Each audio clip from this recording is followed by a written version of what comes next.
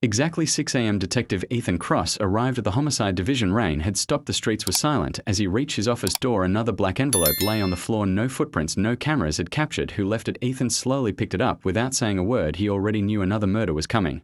Inside the envelope, only one page typed in black letters: tomorrow 7:45 p.m. Emily Parker, age 10. She will die. The room fell silent. Captain Ross looked at Ethan, a child. For the first time, the black file had named its victim. Police searched the national database. Emily Parker, 10 years old, 5th grade student, lived with her widowed mother. No criminal history, no enemies. She was an ordinary little girl, which made the prediction even more terrifying.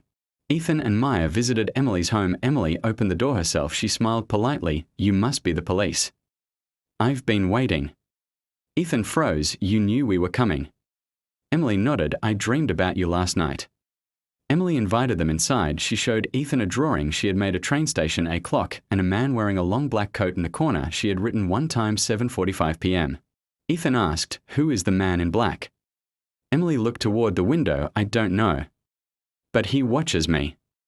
Every afternoon, Maya quickly looked outside. The street was empty. Emily's mother brought out an old family photo. Ethan noticed someone standing in the background, a man wearing a black coat. His face was blurred. Nobody in the family remembered him.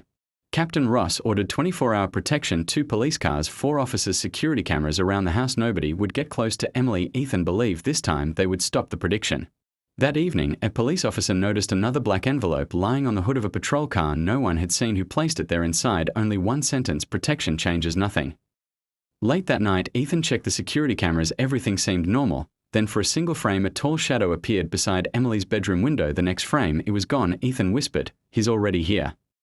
Ethan replayed the security footage frame by frame. The shadow appeared again. This time it was standing closer to Emily's bedroom. When Maya zoomed in, the figure had no face, only a black coat and a silver circle symbol on its glove. Ethan whispered, "The messenger."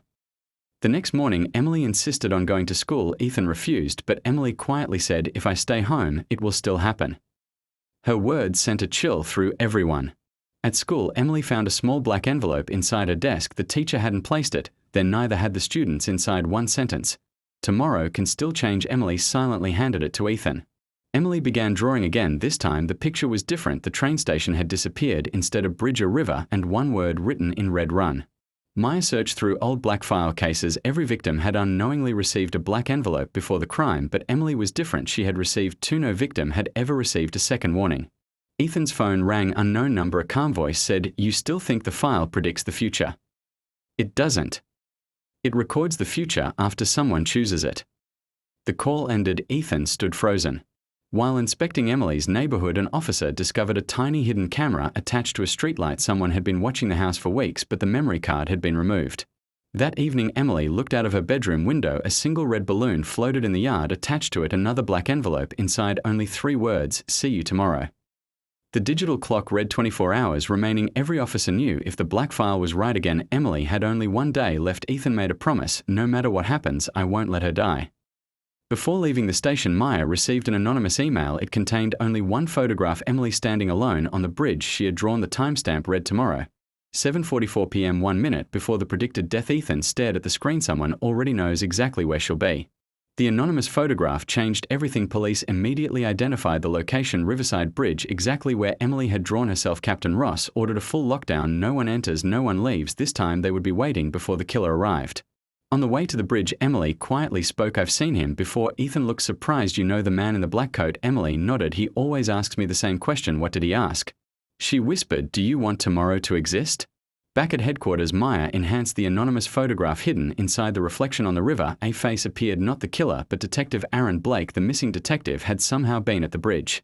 An elderly homeless man living beneath the bridge approached Ethan. "I've seen the man in black. He comes here every year, always at the same time, always waiting for someone." Before Ethan could ask another question, the old man handed him a small black coin. The same silver symbol was engraved on it.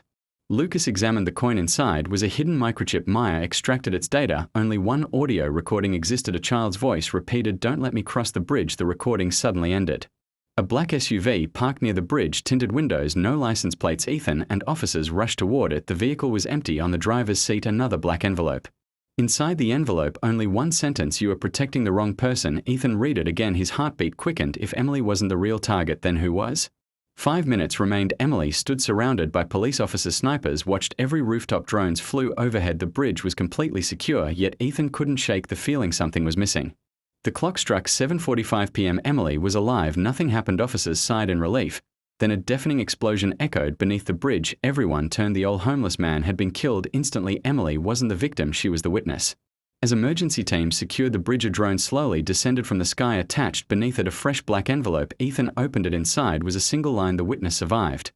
Exactly as planned. At the bottom another prediction appeared: tomorrow, 9 p.m. 3 people will die. Ethan looked at Maya. They're not predicting the future anymore, they're controlling it.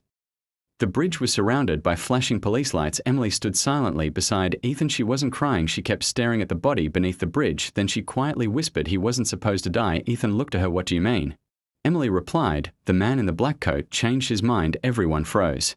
Forensic teams searched the homeless man's belongings. Inside his old coat, Lucas discovered a tiny digital voice recorder. It was still recording. The final 20 seconds captured a conversation. A calm voice said, "The girl must survive." Another voice answered, "Understood." The recording ended with footsteps.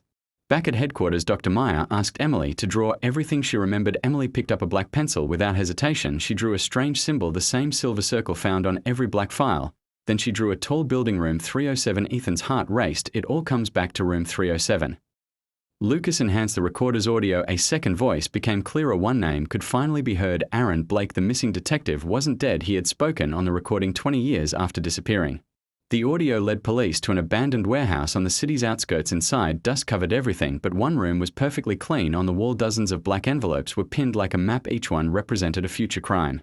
Every envelope contained a photograph: victims from the past, victims from the present, and victims who were still alive. One photograph stopped Ethan cold. It was Emily Parker. Across it, someone had stamped one word: active.